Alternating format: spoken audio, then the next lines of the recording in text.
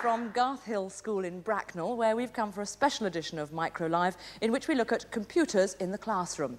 Now, we're in the company of several interested parties tonight, the teachers, the pupils and parents, and they're the ones who make up our very lively audience. Join me in the school bus, where we'll be trying a rather risky experiment which could just teach Fleet Street a thing or two.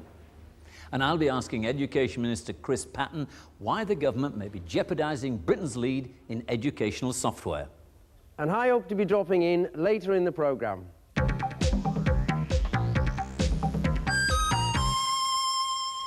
Tonight, before we get into the classroom, we're going to try something of an experiment. It's a demonstration, really, of what happens if you mix radio, computers and telephones. Now, obviously, sending data over a phone line is pretty commonplace in homes or offices.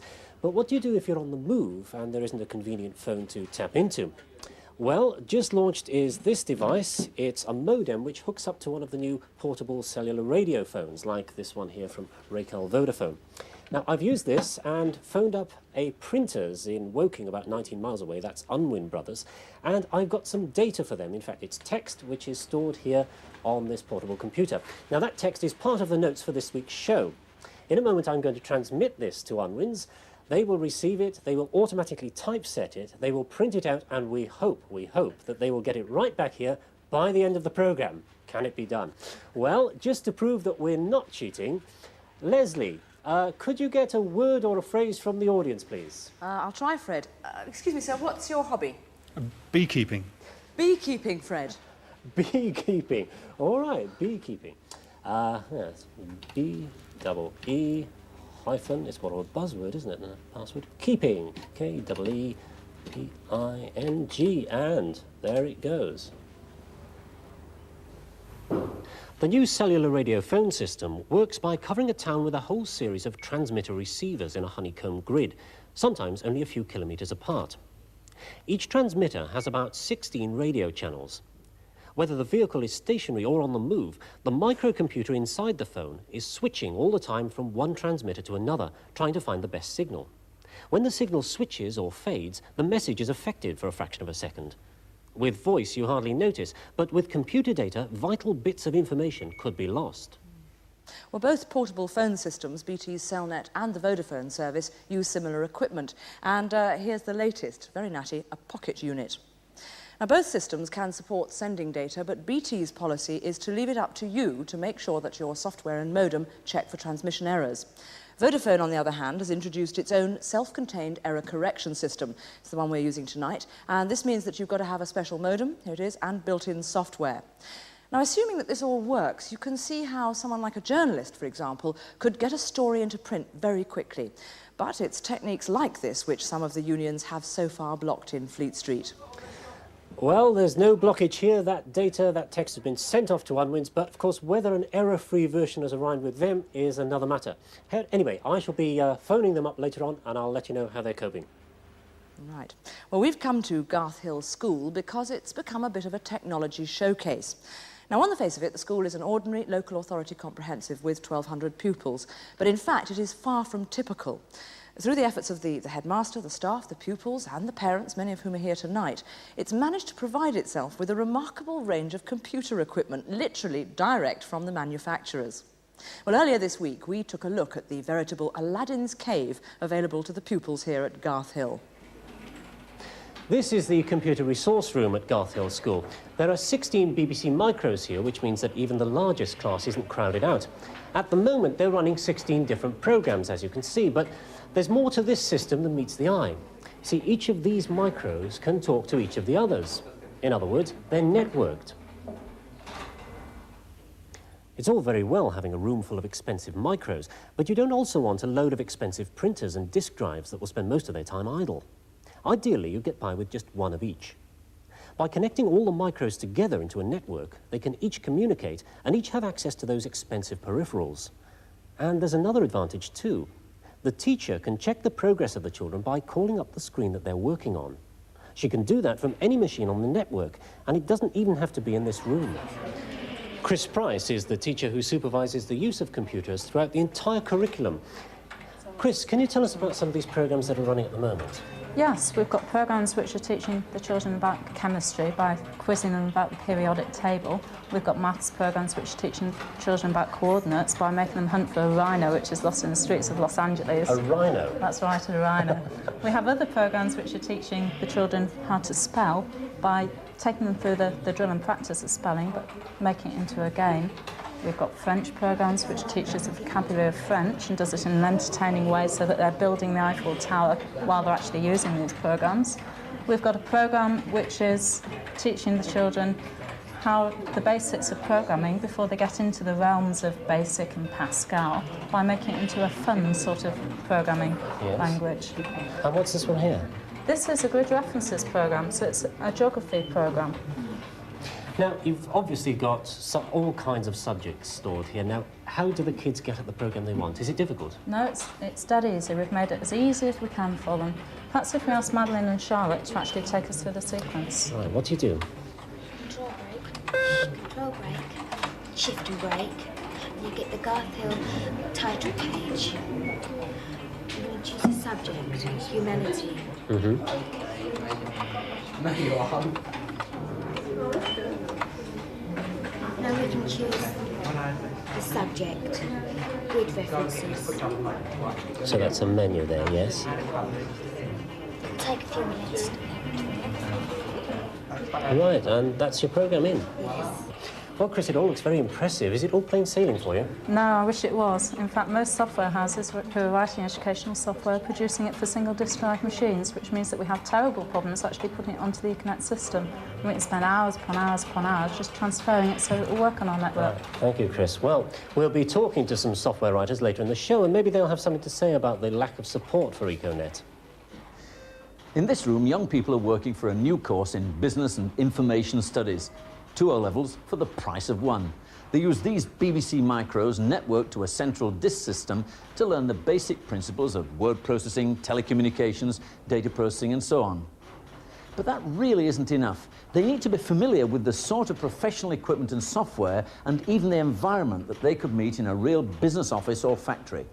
And they can do this on a DEC Professional for graphics and spreadsheets and so on, and get typewriting experience on these Canon electronic typewriters. Lesley Hall, this is a dedicated ICL work processor. What purpose is there in somebody learning that when they might need a completely different machine when they go out to work? Well, as part of the Business and Information Studies course, the students had to complete a 2 weeks work experience, and they worked in local firms, Ferranti, 3M, Raycall, and certainly the skills that they acquired in this room provided them with that much more confidence when they came to work with perhaps unfamiliar equipment. So you think it's better having a staging with some real professional equipment rather than moving straight from a BBC micro into a professional environment? Yes, it makes them feel more at home, more comfortable. I see. And have any of them got jobs when they've left school yet? Well, this course has been running for 1.5 years, so they will leave in the summer. But I'm quite confident that they will have the edge over other school leavers. Well, this is the third fully equipped computer room here in the school, bringing the approximate capital value of the equipment to around £200,000. 3 years ago, this school had one computer and a load of wire. Then it got a new headmaster, Stanley Goodchild. Mr. Goodchild, how on earth have you done it? Where have you got all this equipment from? Well, the first thing to remember is we run the school very much as a business. We believe in terms like cost effectiveness, accountability. We're in the business of educating young people for the 21st century, and that's always in the fore. We first of all had to help ourselves, and we raised a considerable sum of money, in fact £12,000, by the efforts of parents, children, staff and the local community. And we set up our first computer centre, which was quite novel in those days. When we'd actually had the computer centre established, we then found industry became very interested. In fact, we helped industry by allowing them to use it as a centre for their own training. And we then felt we had something which we could attract industry to help us. And from that moment till now, we haven't had to put a penny towards the equipment that you see in these 3 rooms. So are you saying that industry actually donates the equipment to you? Yes, in return for helping us, we help them because they can put it on their company's curriculum vitae, and also we get a lot of visitors to the school from all over the world, and so it really is a very good advertisement. What about maintenance? That must be a problem. Well, it was a problem at first, but not now, because we make it very clear to those who help us, it's for them to maintain it, because if it doesn't, it reflects on the company rather than us. Ideally, would you like to see all schools in this country equipped in this way? I think it's absolutely vital that this does happen because, quite honestly, we are preparing youngsters for the real world, and information technology is a thing which is here to stay. No gimmicks, it's here to stay. And unless we prepare these children for this new world, as it were, we're not doing them justice. But is it appropriate that schools, headmasters like yourself, should have to go and beg to industry to get the equipment? I would say we don't beg, but I know what you mean. But certainly, I think it's not the government and the Department of Education and Science must be prepared to put more money into this area, because if I was to spend all my capitation for 6 or 7 years, it would take that long to get the equipment that you've seen here today. We couldn't possibly do that. Is it realistic to think that the government is ever going to spend £200,000 per school on equipment? No, but I also believe that schools must help themselves, and I don't think one should sit back and say, because the money's not provided, I'm not going to do anything. Any evidence yet that this emphasis on technology is paying off? It's very early days, but one tremendous thing that's happened is normally we are preparing youngsters and hope they can go on for jobs or further or higher education. This year, when there's normally 40 or 50 or even more youngsters who haven't got jobs by September, there are only 2 from this school who had not yet found employment. I like to think this is something to do with it as well. Well, clearly Stanley Goodchild has secured an impressive collection of equipment through his deals with industry. But this school is very much the exception. No other school has facilities like it. So what does the average school in Britain offer? There are 24,000 state schools in Britain, 4,000 secondary and 20,000 primary.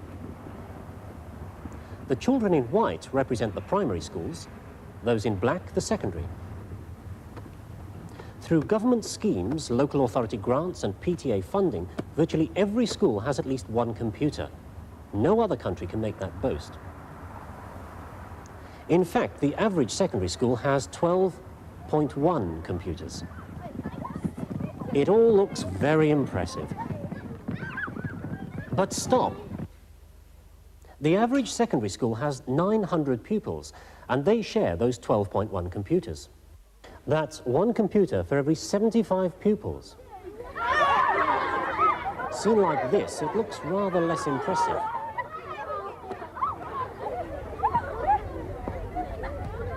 But here's an idea which is designed to reduce the scramble for computers.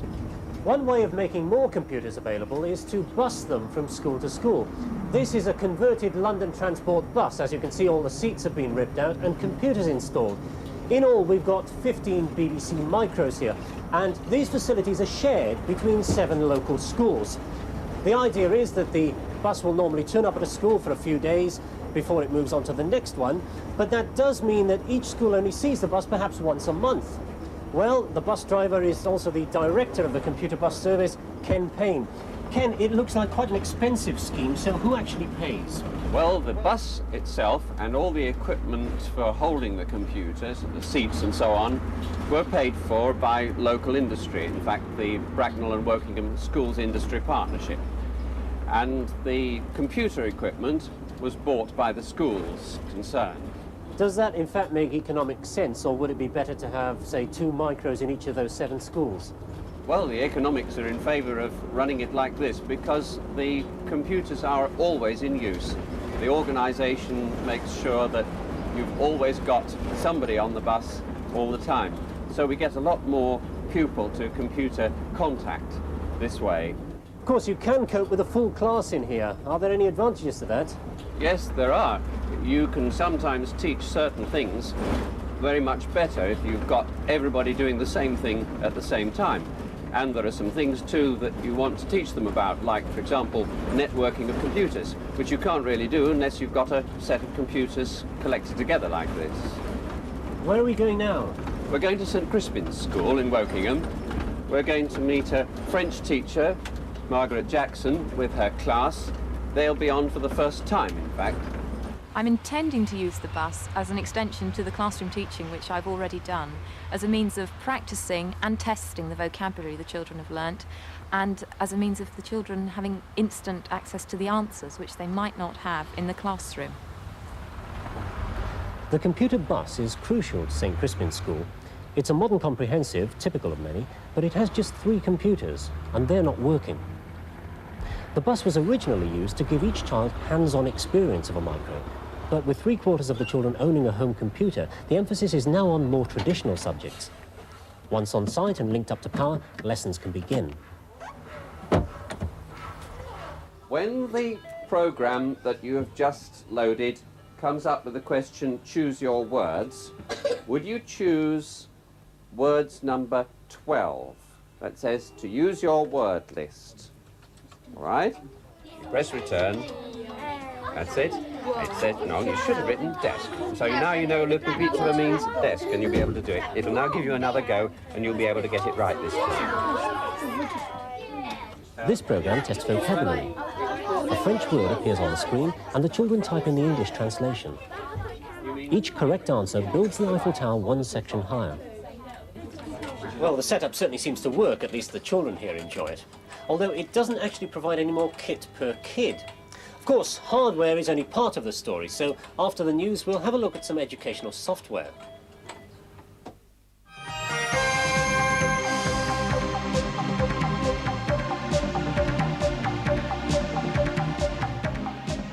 Illicit users of WordStar are to be offered an amnesty. Sinclair reveal plans to enter the business computer market. And the computer industry jumps on the Band-Aid wagon. Illicit users of the best-selling word processing package WordStar are to be offered an amnesty against prosecution by software house Micropro. This follows an amendment to the Copyright Act which came into force last month and made the copying of computer programs illegal. Anyone using a pirated version of WordStar can now register with Micropro for a fee of £40 plus VAT, and in return will become an authorised user. WordStar is probably the most pirated software in the world, and the amnesty is likely to end early next year. After that, Micropro will be considering prosecuting anyone who is using the package illegally. Sir Clive Sinclair has revealed that Sinclair Research is planning to launch a machine for the professional PC market. He was quoted in the Financial Times as saying that he planned to attack the soft underbelly of IBM. Sinclair seems to have abandoned any hopes of selling the QL as a business machine, but is to draw on the strengths of its operating system and software for his new product. The last few months have been very bad for computer journalism in America. Wendy Woods now reports. 1985 will go down as the worst of times for computer magazines. Nearly 60 have gone out of business, even some big names. December will be the last issue of Popular Computing and Creative Computing, two of America's most widely circulated computer magazines. The main problem is ad revenue. Computer companies with troubles of their own have drastically cut back on advertising, leaving scores of journalists out of work. Reporting from Silicon Valley for Micro Live, I'm Wendy Wood. After Band-Aid, Live Aid and this week's Fashion Aid comes the computer industry's contribution to famine relief. Called Online Aid, the idea is that companies contribute sums of money ranging from £1,000 to £5,000 in return for their names featuring in the Online Aid adverts. £250,000 worth of advertising space has already been donated. And finally, tomorrow is the start of National Astronomy Week, and Lancashire Polytechnic is giving away a free computer-based guide to Halley's Comet. It runs on BBC Micros and includes star maps and details of how to spot the comet in the night sky. Any school or organisation can have a copy of the programme by sending a floppy disk or tape and a stamped addressed envelope to Lancashire Polytechnic. At the beginning of the show, we sent our programme notes to a local printer using cellular radiophone. Earlier this week, Fred went down to Unwin's to take a look at the technology involved.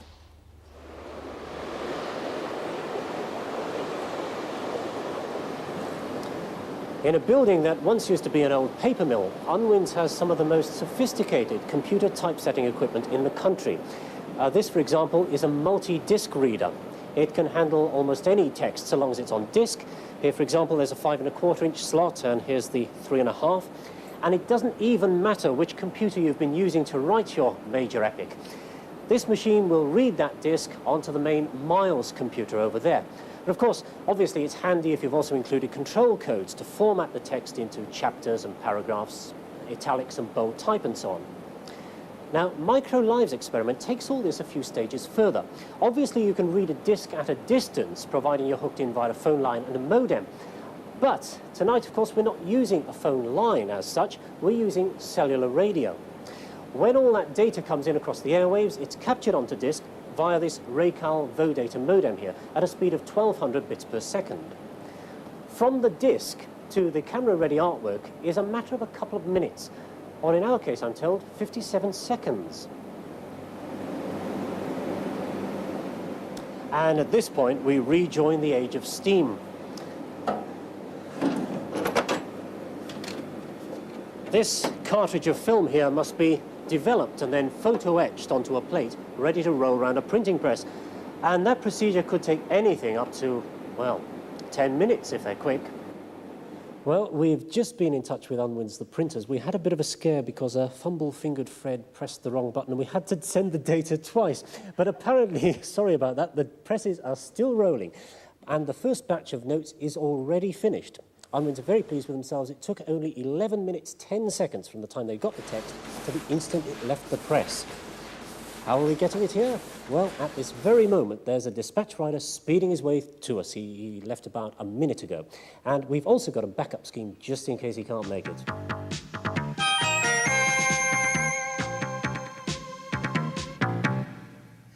Getting computer hardware into schools is all very well, but of course it's the software which matters in the end. It was the Labour government which first saw the need to spend money to create good educational software when Mrs. Shirley Williams was the Education Secretary. When the Tories came to power, they put £9 million into setting up MEP, the Microelectronics Education Programme. Well, with this pump priming money, it's commissioned software and trained teachers in the use of micros. By the way, Scotland has a separate, similar scheme. It's been an uphill struggle. Good software takes a long time to write, it's difficult to specify, and it's got to be very robust if it's not to crash. A typical package may cost £30,000 or more to develop. Since then, from its headquarters in Newcastle, and now with an annual budget of £5 million, MEP has sponsored an impressive array of software, which is marketed through publishers. This summer, at the World Conference for Computer Education held in the United States, British software was considered by many of the delegates to be the best in the world. Here's an example of the sort of real-life problem which has inspired software writers to take British software, and by the way, Himalayan climbers like my friend Chris Bonington, to the very top. I spent months actually planning the expedition. We had to get the right amount of rope, we had to get the right amount of food, we had to make sure that all our Sherpas were firstly the right number of them, and then we had to have them in the right place at the right time. And to do all this, I actually used a computer and played out a computer game of actually climbing the mountain with all the hazards that we might encounter. And this meant that when I was actually on the climb, when we were faced with some kind of crisis, it meant that I could actually react to it because I'd actually played it out back at home on the computer. Chaz, Wendy and Julian here are working with a programme that's based on Bonington's ascent of Everest. It's called Summit, and by taking into account the sort of information about the geography and the weather conditions on the mountain, what they're doing is working out how best to plan the climb and then use the manpower available to move essential stores up the mountain and generally keep the expedition supplied. In fact, you're making sort of life and death decisions, aren't you, standing here? Yes. Well, you've been circling about with this during the day. Have you managed to form an opinion of it? Do you think it's good educational software? Yeah, we think it's exciting. I mean, we have to decide for the team if they're going to live or die, basically, because we have to get the stores up to them. So that really does make quite a difference, Yes. the fact that it could possibly be a real-life situation. Yeah, exactly. Decision-making programme. Yeah. Well, what are you actually learning? I mean, apart from the excitement, what part of the academic syllabus are you covering here? Well, you need very careful planning to plan the stores to take up to the men on the mountain.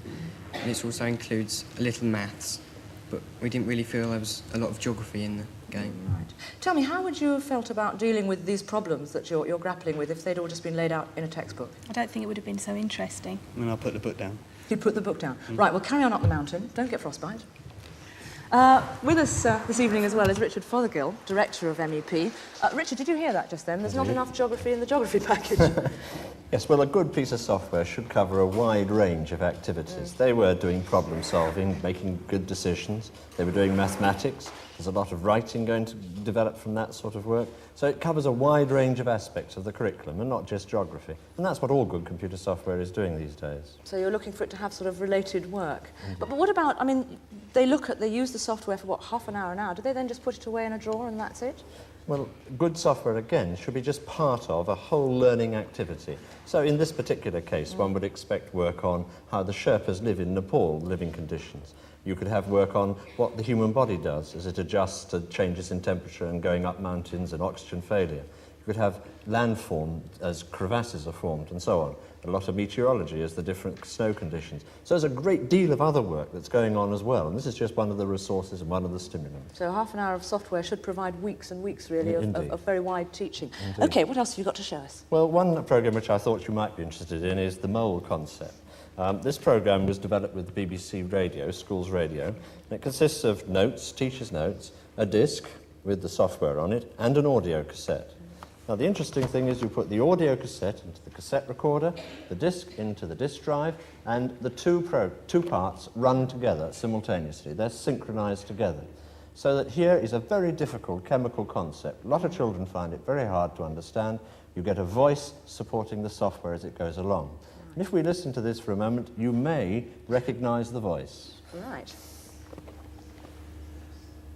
Mention the word mole to most people, and this is what they think of. A short-sighted garden pest. But to a scientist, the word mole means something altogether different.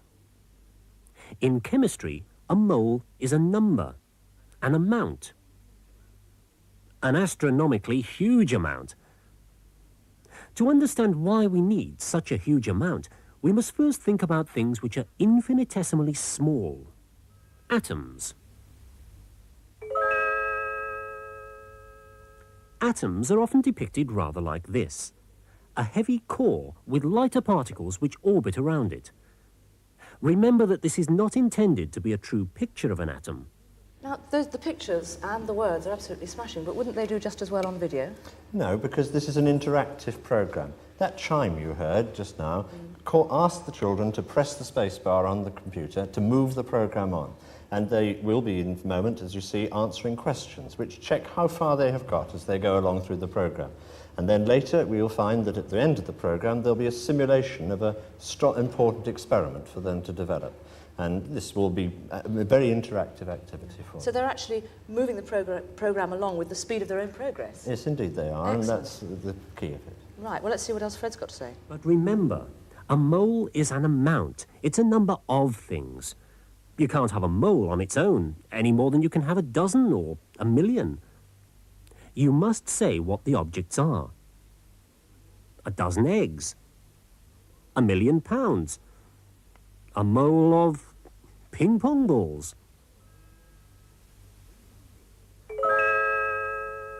If you had a mole of ping-pong balls, you'd have trouble storing them. They'd cover the entire Earth to a depth which would swamp Mount Everest. As we've just seen, and as I said, that particular programme ends with a titration experiment, a simulation of that. It is very important that children do the practical work as well. And this is another experiment, a programme which based itself on a well-known physics experiment for 17 to 18-year-olds. Now, this one is for physics, and it creates a sort of micro-laboratory in which you can look at the way an object goes up and down against gravity and with different forms of velocity and what happens to its weight and displacement.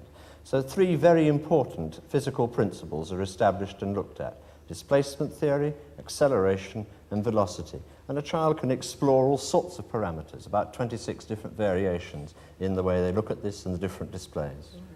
Why is British software considered to be relatively so good? I think for 3 reasons, really. One, we make very good use of graphics. Secondly, we are very teacher-orientated in the development. Teachers are always involved all the time.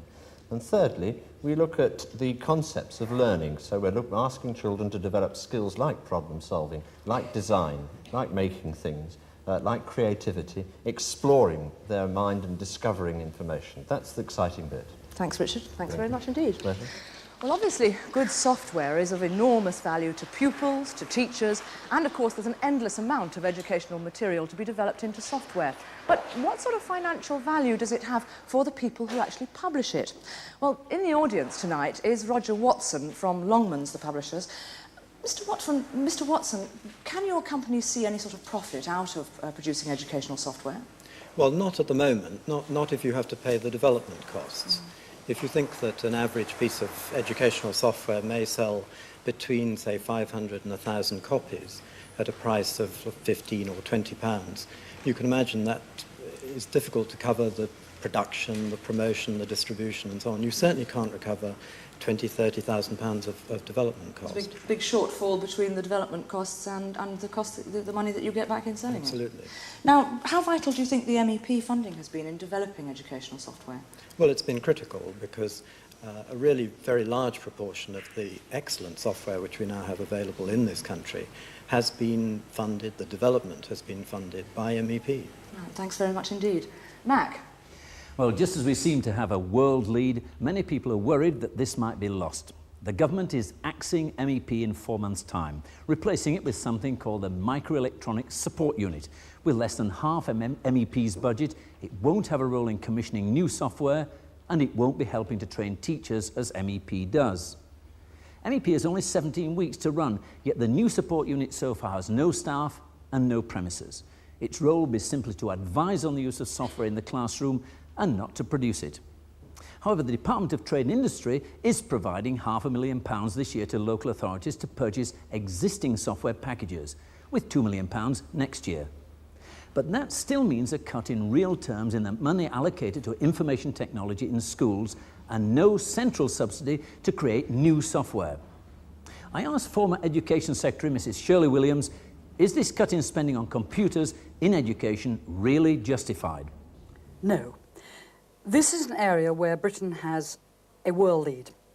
Mr. Butcher, the Parliamentary Secretary at the Department of Trade and Industry, said as much in December 1984 to the House of Commons, so the government believes it itself. Why then should we throw away the lead by changing the organisational structure of the MEP system, the Microelectronics Support System, and handing it over to local authorities as far as curriculum development, software development and in-service education are concerned, when, frankly, the local authorities are so strapped for cash, they can't even maintain their current hardware and they can't maintain the in-service programmes for teachers. It is absolutely nonsensical. But it's very easy to say that, but nevertheless it's a matter of priorities. If you're not going to give it to computers in education, if you're going to give them more, you've got to take it away from somebody else. Who would you take it away from? Let's be honest, it's all a question of priorities. If you think the most important thing in the world is tax cuts, then you tell the Department of Education and Science to cut their budgets in order to finance a tax cut. Our view is very directly that that is absolutely to get the priorities wrong, and that this is an area where Britain could build a major export market, where she is in advance of the rest of the world, and where we would be in great danger if we lose that lead. Already the MEP have sold about £1 million of the software overseas, and they weren't even given any money for expenses. Do you think that could be significantly increased? Yes, not only should it be, I think we should set up something rather like the Ministry of Trade and Industry project teams in Japan and get the manufacturers, the Department of Education and Science, the Department of Trade and Industry together to write up a strategy for the future to take Britain into the export markets of the world where we have, I repeat, a major lead we shouldn't lose. So you forecast that this present support unit really is going to not do any good at all, really? No, it will do some good. The trouble is it's an inadequate good. It's not enough to keep the programme going, and at a time when the government is also cutting down on its support for the so-called information technology centres, which train youngsters in further education, one has to ask, why is the government giving up on one of this country's few remarkable achievements in the whole international world of education? I put it to Education Minister Chris Patten earlier this week that if the future prosperity of Britain is going to depend more and more on the information industries, isn't this a bad time to kill the MEP when even his own department has said it's doing a good job? It has been a terrific success, and it has put us ahead of the rest of the world. I don't see it as killing the MEP. When we first set it up in 1980, we reckoned it should have a life of about 4 years while it got other things going. In 1983, we thought it should be continued for an extra couple of years to 1986, and we've been discussing with the local educational authorities and others since then what should follow it in order to consolidate the work we're doing. And I think the support unit is the right sort of body, the right sort of instrument to carry on the work which the MEP has done so successfully. But that is only half the amount of money the MEP had. Is it true that your department really wanted to double the amount of money rather than halve it for the MEP? No, I think there are always discussions with the Treasury and others about how much money one should spend on this or that. but we've also got to take into account not only the money that's being spent through the support unit, the 2 million plus that we announced last summer, but also the money that's being spent through John Butcher's DTI programme to encourage software in schools, following the very successful Micro in Schools programme. Also the work which is being done through the Technical and Vocational Education Initiative. I've seen a great deal of very successful work done through that, which has involved, of course, the purchase of equipment and software. The most successful thing the MEP did, I think, was creating new educational software. Yes. And with the support unit, they're not doing that. They're expecting the local authorities to actually buy more software. Nobody's going to create it. That's going to create a real shortage of new software, isn't it? Now, I hope that we'll be able to still help in the development of materials for curriculum development, because it's very important, particularly cross-curricular developments, which is where I think we've got to make rather more progress. But the other schemes which I've suggested should help to create a market as well. I agree with you that the more experience we've had, the better the software on the whole that we've produced. But it does need direct funding from government. You can't just expect it to the publishers to take these very high risks in producing education. It's going to still get some help in development, and we're still helping to create a market. We'll also be still doing all we can to ensure that internationally, in terms of exports, we can develop a market and see that British industry, this particular industry, gets access to it. Is it true that IT has become rather a peripheral activity from what it was in Kenneth Baker's day when it was very prime? Is it becoming a little bit peripheral with politicians and civil servants today? No, it isn't. I don't think that's fair. I think it's perfectly reasonable to commend Kenneth Baker on the marvellous job he did. But when I go round schools seeing things from my angle, I don't think you could possibly say it was peripheral. What we've got to do is to build on the successes, build on the foundations which were laid very well by people like Kenneth Baker and others as well. Well, first of all, I'd like to go to a software writer, Margaret Cox from Chelsea College. If all the cash is going to be spent on existing software, what's going to be the demand for new software that you write? Well, one of the problems there is in writing new software is with the extending technology and hardware that is available. It now costs a lot of money to write particular programs. You need a range of expertise, just like you do with a television crew. You need people with hardware, software, educational, research and other expertise, and so you need quite an investment in a team before you can even take off. With the changing technology as well, and the teachers requiring better, more versatile, more interesting software, you therefore need an enormous investment before you're going to produce anything of worth for the schools. Where did you get your money from before? Before the MEP? Yes. We got money from the Schools Council, which preceded the MEP, and of course the computers were smaller then, so the software was smaller. Some of the sorts of software you've been showing in this school, for So example. it was cheaper to write? Yes, yes, that's I right. see. Well, perhaps I should ask Mike Fisher, who's the manufacturer's managing director of RML, will you be investing in developing more new software? We have invested in developing some software with educational software vendors in the past, and now with the MEP funding going, we'll do more to help, and the government scheme will also encourage us to do more.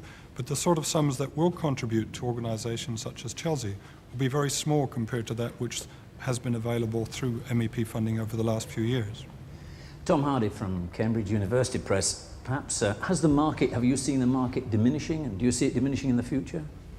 The market was never a very large one in UK schools in any case. Software products do not sell to schools in large numbers. I hope that in the years to come with the DTI scheme we may see a temporary expansion of the software market in the next year and the year following, but what happens after that is an open question. Is networking and piracy an issue? Networking is certainly an issue. More and more schools, as was mentioned earlier in the programme, are networking their machines together, and some publishers are paying attention to the need to provide networking software, certainly. Piracy is another very serious problem. We don't have evidence of the levels of piracy of educational software in schools. I'm sure that some goes on, but equally you can understand teachers having the need to make the software available to their pupils. Richard Fothergill, if you'd have had this extra money, what would you have done with it? Well, there are two major needs. First of all, there is a major need for in-service training for teachers. The amount of money available to local education authorities at the moment is pitiful for in-service training, and we want a real major impact in this if we are to get more and more teachers using the software that's available, and right across the curriculum, please. The second thing is the development of new materials, the new software. We've developed, I think, an expertise at the leading edge of the development of educational activity in this country, and that we need to survive and support. And it's tragic that that sort of unit and the units that have been doing that will not be able to survive in the future. So those are the two aspects. Stanley Goodchild, perhaps I'll come to you, and what do you think about, what would you like to see the publishers doing with your software? Well, the one great worry for all schools, primary and secondary, is the expense of buying single pieces of software. And I hope the publishers can soon come to realise that perhaps a better way of marketing the product is to do it by licensing to local education authorities, which will then enable schools, even the very small primary schools, to have access to the very good software that's available. Margaret, perhaps I come back to you now, because there was a question asked earlier on in the programme about why there's not sufficient software for Econet. What's the reason for that? Well, there are really two reasons. One is that a lot of the software was produced before the Econet chip arrived, and so you have to reorganize the software using the memory in order to make it run on an Econet system. The other problem is that the Econet system itself poses limitations on the memory which don't occur with more powerful machines. And so in the case of a lot of our software, which is very powerful and uses every inch of memory there is, it's very difficult to get it to run on a small machine which takes up some of the memory with the Econet chip. Thank you, Margaret. Well, there it is. There seems to be a case of throwing educational software into a risky open market is going to lose the lead that we've established and waste the investment we've already made in equipping our schools with computers. That the amount of cash involved is peanuts makes the decision even more strange. Mac, and ladies and gentlemen, it's well timed actually. We're going to have to call a halt to the discussion. I gather that the conveyor of our programme notes has been spotted over the hill, so to speak. Didn't know there were any hills in Bracknell, did you? No, none at all. Right, so I think I'll hand over to our one-man reception committee out there on the turf. Fred? One man? I don't know about that. Have a look at this lot. We've got people all over the place. Yes, he's here, our motorcyclist, Peter Cranston. Here he comes. He's got the notes in his backpack. Right, let's see if I can have a quick word with him. I'll take one of these out. What sort of trip did you have, Peter? I've been here quicker if I didn't get stuck behind a bus. Oh, no. Well, I've timed it out at 37 minutes, 32 seconds. Follow us in, Peter. I've got the notes here. And here they are. Oh, it's slippery out there. What a magnificent achievement. No, hang on, we ought to hold for a minute, oughtn't we? Congratulations. Congratulations, we think, because what we must do is check that this piece of paper is bona fide. Has it got that random word at the bottom? The password is beekeeping. What a wonderful hobby. Well, I think we've... Congratulations and a round of applause for well done, Pete the Bike.